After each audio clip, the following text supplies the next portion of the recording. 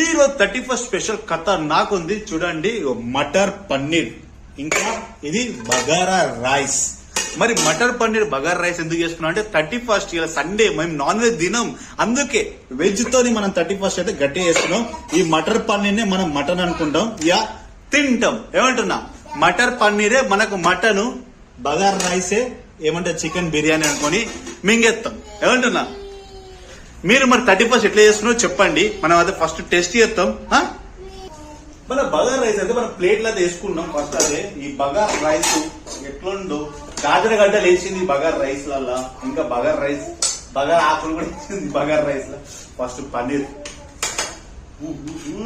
Paneer paneer bye మనం అయితే దంచుతాం, ఇక తింటాం. ఓహో ఎట్లుంటుందో మటర్ పన్నీర్ టెస్ట్ అదిరిపోయింది. సూపర్ కేక వేరే లెవెల్ ఉంది.